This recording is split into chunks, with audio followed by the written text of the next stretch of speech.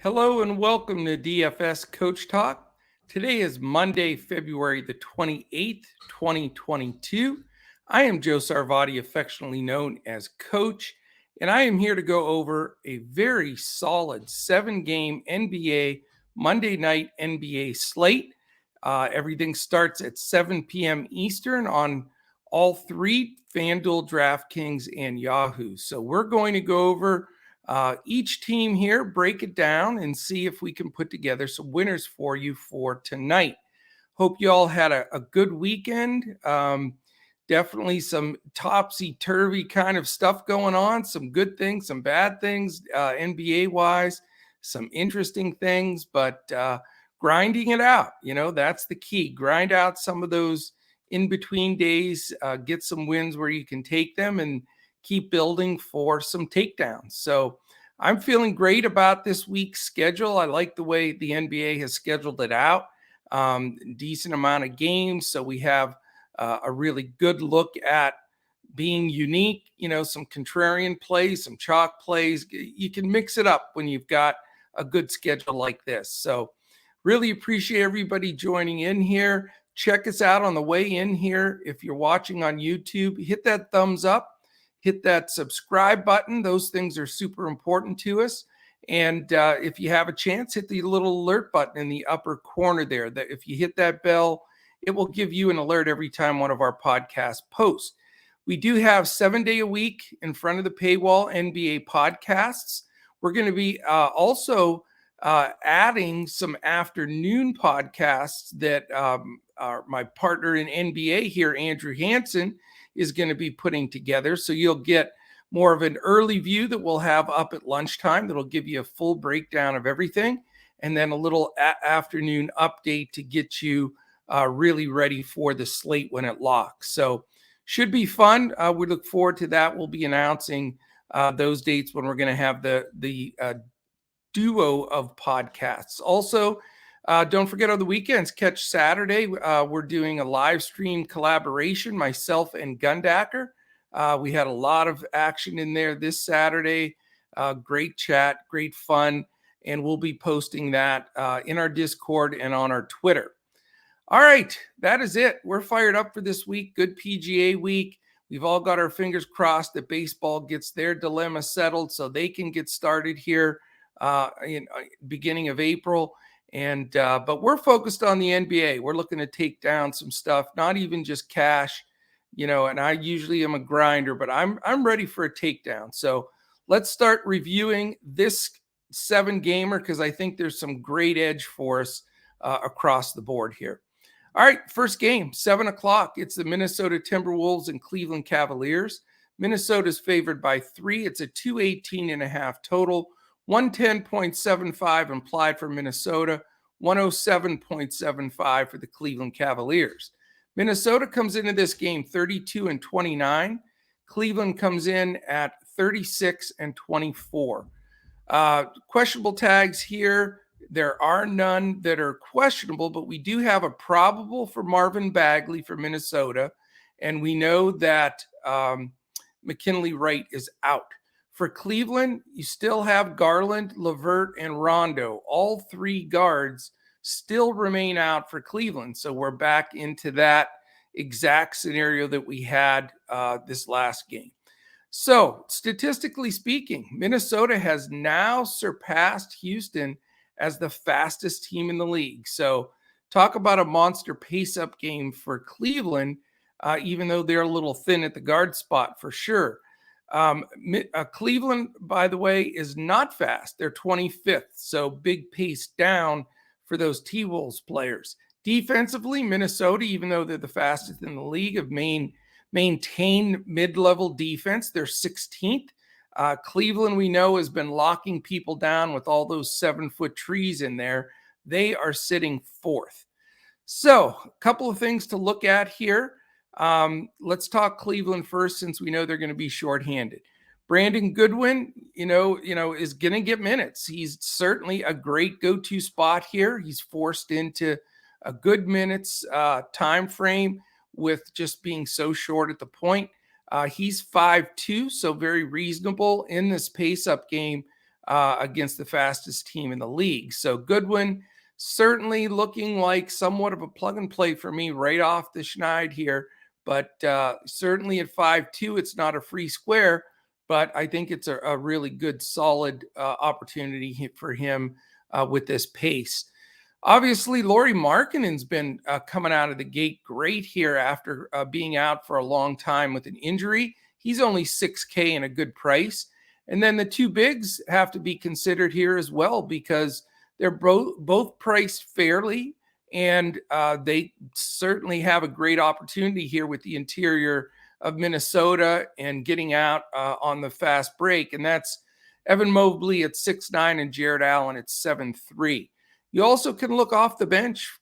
Jetty Osman at 4'4", and Kevin Love is down to 5'3". So a lot of good options for Cleveland here. I'm certainly going to come out with at least 2 Cavs, probably not more. I really try to steer from 3. Not a big stacker when you have slates of medium to large size, and I consider this 7-game size slate as a pretty good size, a medium-sized slate. So, as of now, Goodwin and one of either Markkanen, Mobley, or Allen at this moment, but going to be watching things very closely here. On the Minnesota side, you've got a low-priced Patrick Beverley at 5K.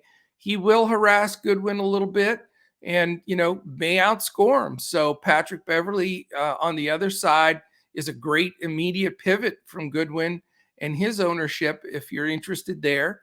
So that's a nice option. And then you've got the big 3, not priced as bad as they were, but still it's a big 3. So it's hard to decide where to go, if anywhere, with this tough Cleveland defense. But Russell at 7'2", Edwards at 7, and Cat at 9'8", certainly all come into play without question.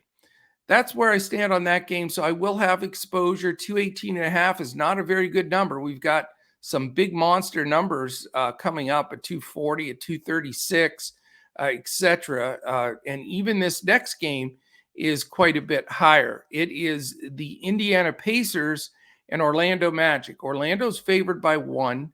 It's a 231.5 total. 115.25 for Indiana, 116.25 for Orlando. Love when both teams surpass that 115 mark.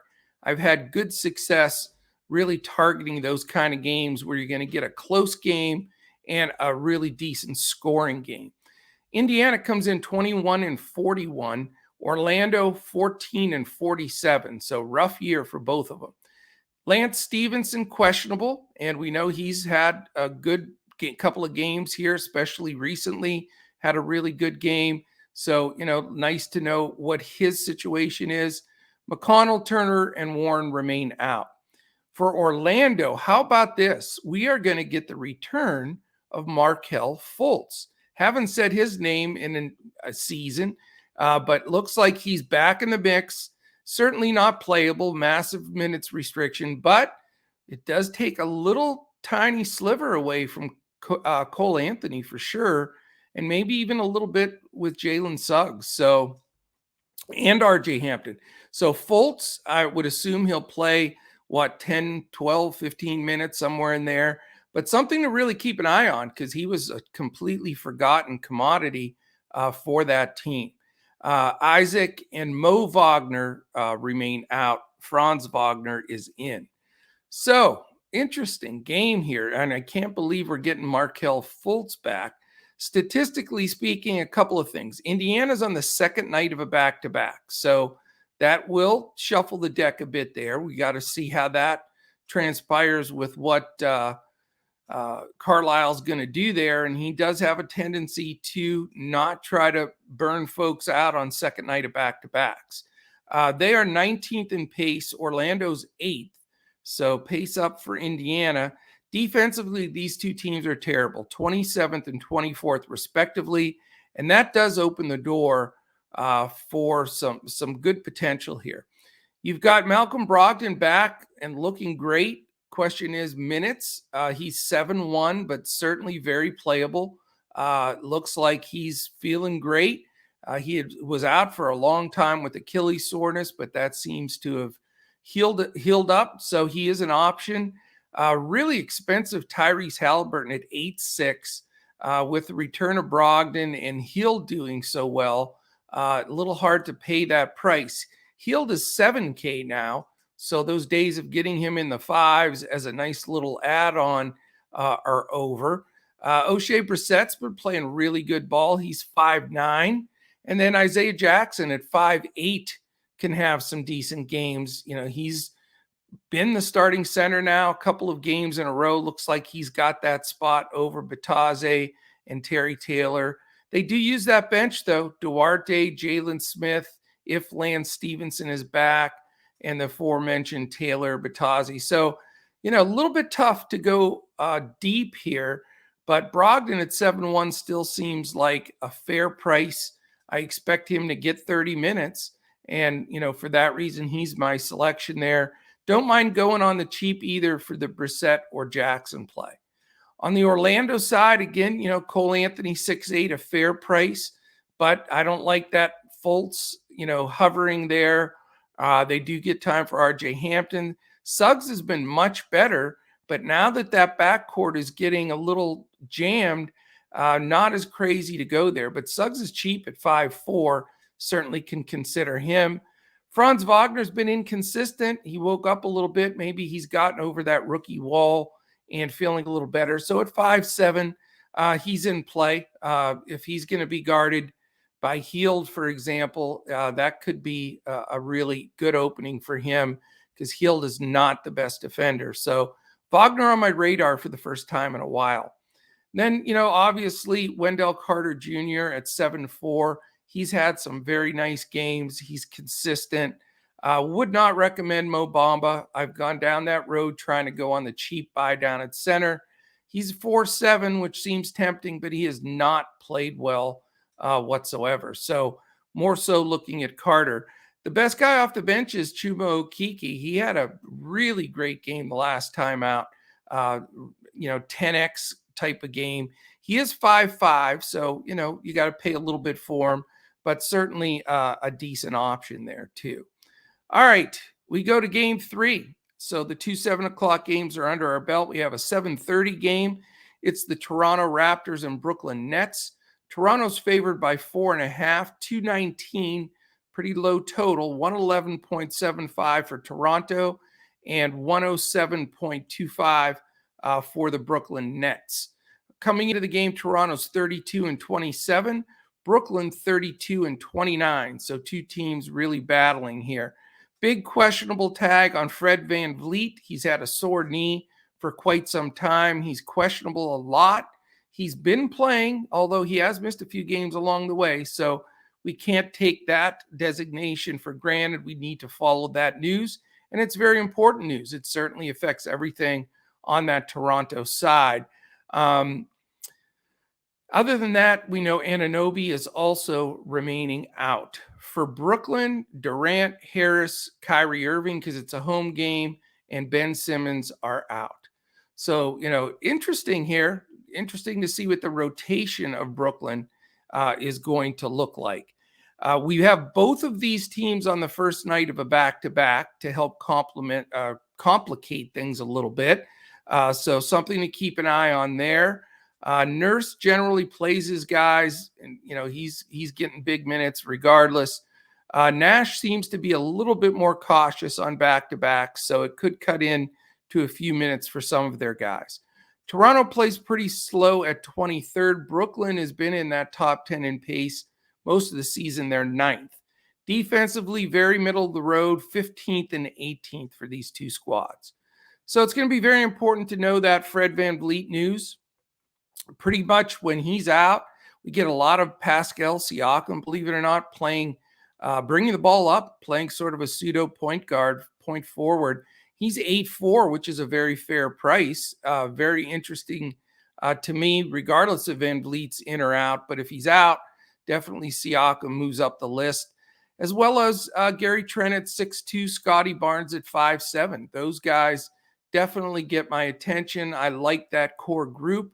I know a lot of people have been trying to get value and go to a Boucher, a Chua. Chua had a great game the last time. Thad Young's getting minutes now. Kem Birch has been starting. So I'm steering clear of that front court for Toronto. I don't like the split minutes with 4 or 5 guys now, which is, unusual to what Nurse has been doing. But he's been playing, Van Vliet, Trent, Barnes, and Siakam a million minutes, and then rotating about 5 guys at that center spot. So I'm going to focus on the guys that I know are going to get 30-plus minutes. For the Brooklyn side, it's going to be extremely interesting here with Kyrie out, and we saw what he did the last game, really helped them pull that game out. But Patty Mills at 4.6, really cheap, but not playing well. Seth Curry at 5.9, much more effective all the way around statistically with Kyrie off the floor. So he's an option. Bruce Brown can throw a great game in there for you at 5.1. Mid-level priced Andre Drummond at 6.1 is an option. Not one of my favorite, though, with LaMarcus getting decent minutes at 4.5. James Johnson at 4.1 has been inconsistent. He can, get you a nice game, but he can also crush your lineup, and I can say that from experience. After that, Dragic is now in the mix at guard in that rotation, especially with Kyrie out. So at 4.2, you can, if he's going to get decent minutes, he can be an option. After that, a little too risky all the way around with the other plays for me. All right, the other 7:30 game is the Chicago Bulls and Miami Heat. Should be an entertaining game. It is Miami minus 4.5. Decent 224.5 total. 110 implied for Chicago. 114.5 for the Miami Heat. Coming into the game, Chicago's 39-22, Miami 40-21. So one game separates them in the East. So that should be a very hard-fought game without question. In this game, by the way, they're both on an island. So it's going to be a focus game. Guys are going to get the minutes they need to get. Vuk is probable, so he popped up, but he should be in. Still the same 3 for Chicago are out, and Ball, Caruso, and Williams. For Miami, there's a questionable tag on Caleb Martin, which does affect their rotation a bit with the Robinsons and Struces and Gabe Vincents of the world. So interesting to know what Caleb's status will become. Kyle Lowry's out, so that does open a lot for that point guard spot for specifically Gabe Vincent and some of these other guys we'll talk about. Morris and Oladipo remain out. As far as the statistical look here, Chicago's 12th in pace.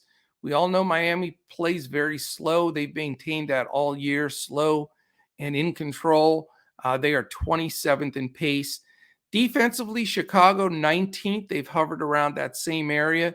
Miami's actually dropped a little bit. They're out of the top 10 all the way down to 13th. So they've had a few tough defensive games, which is surprising with Bam and Jimmy playing. So we'll see if they're going to tighten it up a little bit. Certainly this would be a good spot to do that. As far as we mentioned, Gabe Vincent at 3.6 is going to be very popular. He stepped up when Lowry's been out before and played terrific. But he's also, it's a big jump up for Tyler Hero at 6.3. It gets him those extra minutes, and we know what he can do points per minute when he gets hot. So both guys on my list, definitely interested on both sides there. If you want to pay up, your 2 regular spots here with Miami are fair.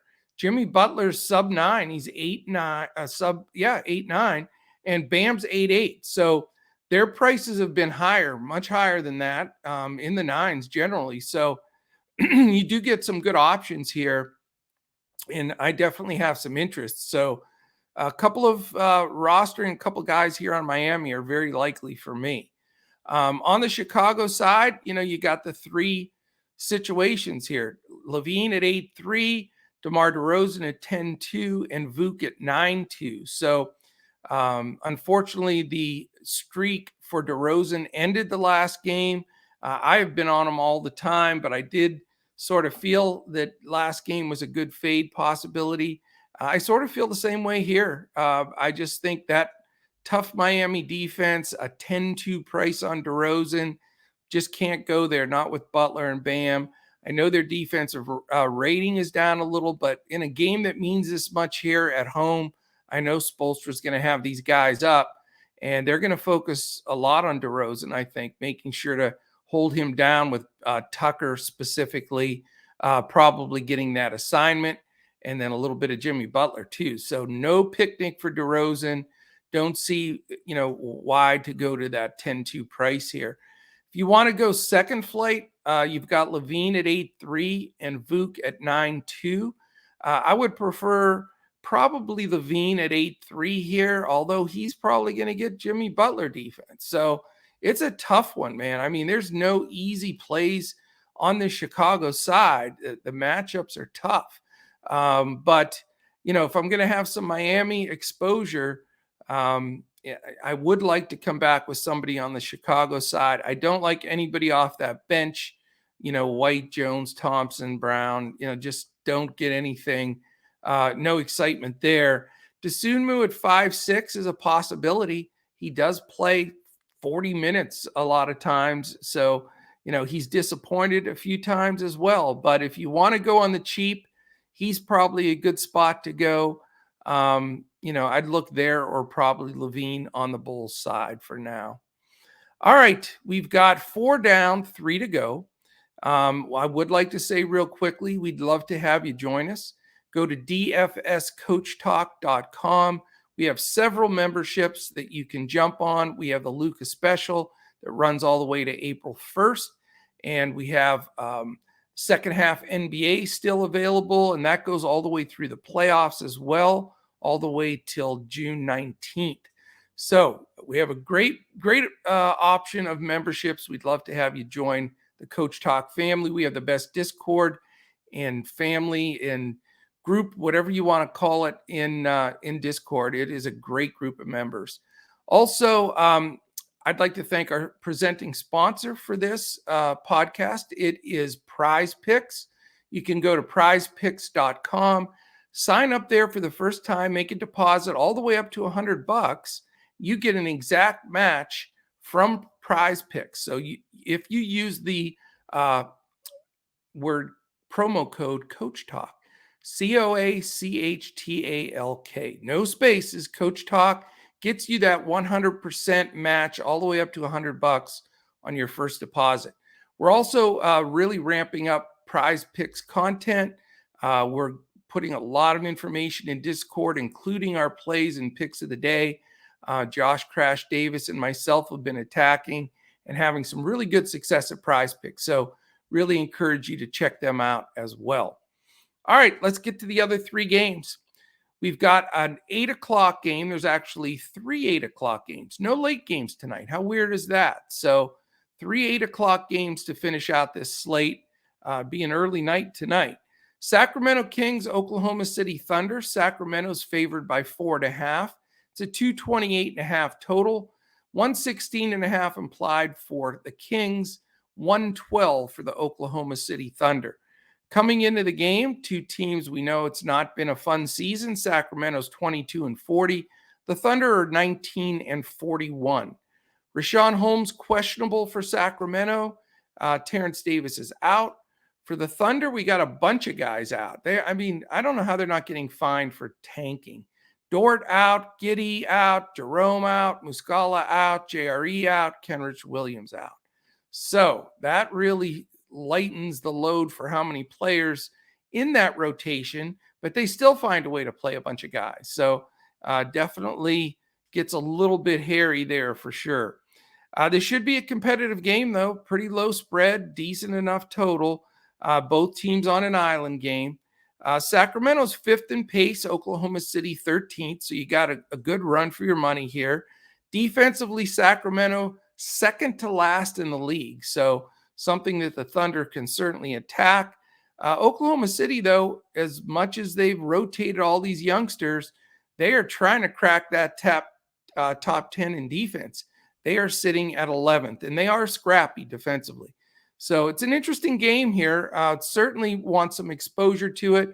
SGA is going to be wildly popular at 9.6. It is a little expensive, but with all those other guys out, I mean, you're talking a bunch of usage guys are not playing. So SGA, solid play, will get a lot of ownership. If you want to go to the second flight pricing wise, there's a couple of other great options, I think. Trey Mann at 5.4 and Aaron Wiggins is only 3.6. Those two guys are showing they're getting more minutes, they're contributing more, and I think all three of those backcourt players for Oklahoma City are in play for me. As far as the bigs, Baisley 6'2", Favors 3.2. Nothing to write home about. Roby and Pokusevski in the 4s are both getting some time off the bench, but I prefer really the guards in this game from the Thunder side. From Sacramento side, it's been pretty much the De'Aaron Fox and Domantas Sabonis show. You do have to pay the piper for them, though. It's 8.5 for Fox, 9.5 for Sabonis. Sabonis has been very good, though. I have to say he has been terrific since he had come over. It's a big price up payment there with a couple of other big dogs here still on the slate. So I don't know if I'm going to get to the 9.5 number. Like I say, the Thunder do slow it down at times a little bit and play some tough defense, but certainly in play. I do like the fact that Sabonis, where his career took off in Oklahoma City, the fact that he's there, he's got some, friends and people there that when he was in the city really supported him.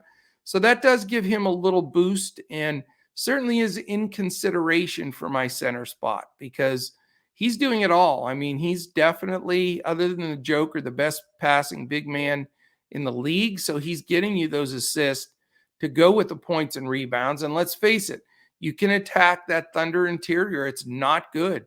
Baisley, Favors, Roby, Pokusevski, basically a little crate check too. So I really think Sabonis is a solid play. The question is, can you get the salary there? From the Fox at 8.5, he's gotten to his number a bunch since Halliburton's been out of town. So he certainly can be looked at as a consideration if you have the salary. Don't know if I'll go both guys, though. Probably going to make the choice and leaning right now to Sabonis. The rest of the crew just doesn't interest me. Too much volatility, too much disappointment. Holiday, Barnes, Harkless, Lamb, Mitchell, DiVincenzo, Holmes if he plays, Lyles. That whole group's just splitting a bunch of minutes all over the place. So really, it's been the same story, and it may be that way for most of the season, the rest of the season for Sacramento, Fox and Sabonis, or get down the road. All right, the second 8 o'clock game, Charlotte Hornets, Milwaukee Bucks. Charlotte is on the second night of a back-to-back, so that is something we have to keep in mind here. Milwaukee's favored by 10, so you got our only double-digit factor of spread here is what I'm trying to say. Total, minus 10 is a scary number, but we'll see. 240.5, that changes the tune a little bit. That's the highest total on the slate. And you have two fantastic implied totals, 115.25 for Charlotte and 125.25 for the Bucks, which is easily the number one highest implied total. So exposure to this game is more than likely going to be necessary. These two teams get up and down the court, and they're tough. So I think this is a great game to target. For Charlotte, you've got the Jalen McDaniels, not Jaden, the other twin, Jalen McDaniels, is questionable. Nick Richards, questionable. Gordon Hayward out. For Milwaukee, we have three guys out: Connaughton, Hill, and Lopez. So really not much change there. Charlotte comes in 30 and 32, so they're needing some wins. Milwaukee 36 and 25. So statistically, the reason this game is definitely the highest total on the board, you've got the 6th and 7th fastest paced teams in the league. So that's a huge plus. Charlotte is 21st defensively, Milwaukee 13th. So, yeah, a lot of chance for DFS points, possessions, and certainly want some exposure here. Is the second night of a back-to-back going to affect Charlotte very much? I mean, it could. It is a double digit, barely a double digit, but it is a double digit spread. So, if it gets away from Charlotte, you can see some of those starters losing some minutes. And that's something we have to keep a real close eye on. Plus, the Charlotte bench has become a very strong bench. So, if you want to pay up and get after it with Charlotte, these guys are all in play. Let's face it. For me, LaMelo Ball at 9-1, Terry Rozier at 7-9, Miles Bridges at 7-5, PJ Washington at 5-4. For me, Montrezl Harrell off the bench at 6K, Kelly Oubre at 5-5 also. So lots of opportunities there to double up on some Hornets. That bench, like I say, they're using Cody Martin, JT Thor. Mason Plumlee's been starting at center, probably will remain doing that, even though Harrell's been getting a little bit more action from there. So, like I say, second night of back-to-back, 8 or 9 deep, pretty much 9 deep in the rotation. Does give you a little angst, but there are a lot of possibilities here, and I'm definitely going to have some Charlotte players on my roster. For Milwaukee, the question is, do you pay up for Mr. Giannis? He's at 12K, which is a big price, but he does not have the Joker or Luka or Harden or Embiid on this slate. So I would assume everybody's pay up option is going to be Giannis. He's going to be very highly owned. And I get it. It might be a tremendous play. So we'll see. It is an island game for them. He's the sensible play to make. And as of right now, if we locked in 5 minutes, Giannis would be on my squad. And there's enough value that you can work everybody around in there. If you don't go with Giannis and you want to look at the second flight guys from Milwaukee, they're very capable of having big games themselves, especially if this game stays close enough. You've got a fair price Drew Holiday at 7-8. Same thing with Chris Middleton at 7-6 and Bobby Portis at 6-9. Those guys get there often and can be certainly good spots to go if you either go there with maybe 2 of them as opposed to Giannis. But for me, I'm going to go Giannis and for now and go down the road. All right. Last game on the slate, another 8 o'clock game. Very weird. No late night sweats whatsoever here. Spurs and Grizzlies at 8 o'clock. Memphis favored by 8.5. Second highest total on the board at 236.5. 114 flat implied for the Spurs. A big 122.5 for the Memphis Grizzlies. Neither team plays tomorrow, and neither team played last night. So you've got 2 fresher teams to take a look at here. Spurs are 24-37, Grizz 42-20. Doug McDermott, questionable. Romeo Langford, questionable. So there's 2 guys that are important because they'd be in that pretty deep rotation that the Spurs have now that they've picked up the Josh Richardsons, etc. of the world. So need to follow that because they're definitely not one of my favorite squads on that side based on that rotation of players. Brandon Clark is questionable for Memphis, and the same 3 guys out again, Brooks, Conchar, and Pons. All right, statistically speaking, how about the pace here? This is not your dad's or grandpa's or whatever you want to call it, San Antonio Spurs and Memphis Grizzlies. For years and years, we watched Pop and then the Grindhouse in Memphis, two teams that made a lot of playoffs, a lot of tight, good defensive games, but that is long gone. You now have 2 of the fastest 4 teams in the NBA regarding pace. So good 236.5 number and not a game to overlook, with the Spurs being the 4th and Memphis 3rd fastest teams in the league. San Antonio has struggled defensively most of the season. They're 20th, but the Grizz have maintained in that top 10. They're 7th defensively. So a little bit tougher chore for the Spurs. Is it a DeJounte Murray game? He has really been a big favorite with a lot of DFS players. He's rested. Certainly a great pivot if you're not going to go with Giannis to pay up for Murray at 10-6. There are some potential ways to get both Murray and Giannis in your lineup, but you definitely have to grab a little bit more value, and I would assume that some more value will open up as the day goes on. So Murray, definitely an option. After that, Devin Vassell at 5-7 can have some decent games. But then it's a bit of a crapshoot, to be honest with you. If McDermott plays, he's in there. Keldon Johnson, Lonnie Walker, Josh Richardson, Keita Bates-Diop, Zach Collins, Josh Primo, Jock Landale. I mean, Romeo Langford now in the mix. Trey Jones could get some backups, point guard minutes. So it is a very deep bench, 10 deep. Really not interested in anybody else at all other than Murray on that side of the ball. For Memphis, it's a different situation. You've got some key guys, especially with Clark being questionable. That hurts their rotational depth at the bigs.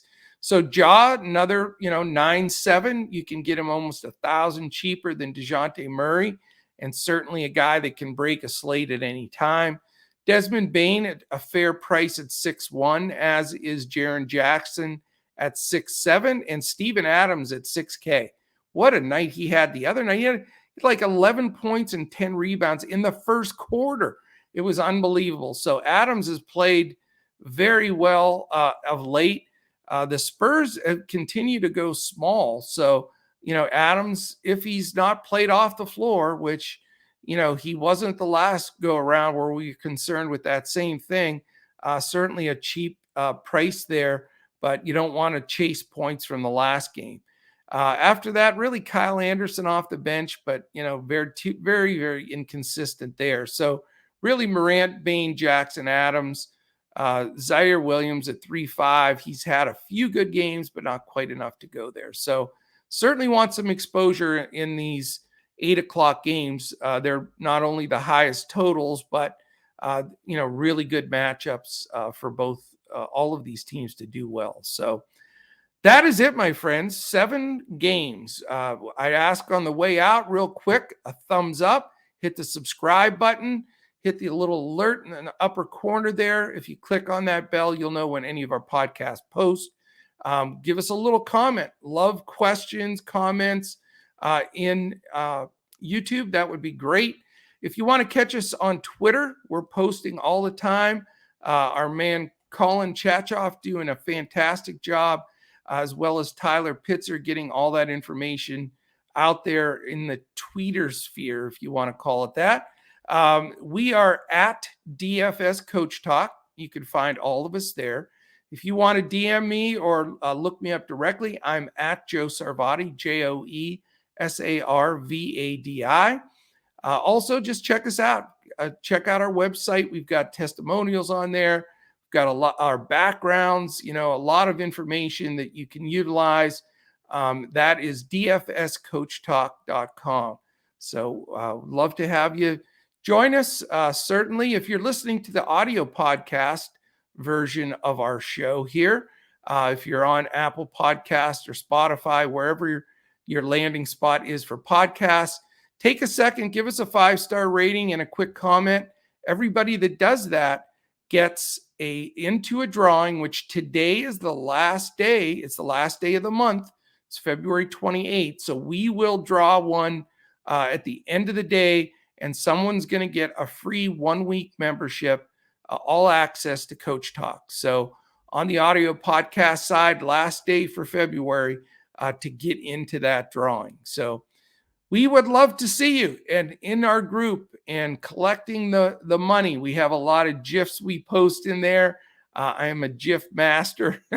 So you'll see all kinds of us scooping money and chasing after it and taking some stuff down. So enjoy the day. Enjoy this. Monday's always a little bit tougher. But we've got a great NBA slate in 7 games. Tuesday's my day of respite. So the very venerable and honorable Mr. Andrew Hansen will be at the helm for NBA for us here at Coach Talk, as well as on the podcast. So have a fantastic Monday and Tuesday.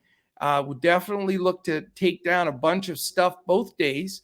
And I'll be back with you on Wednesday, and I will definitely be looking to crush it in DFS.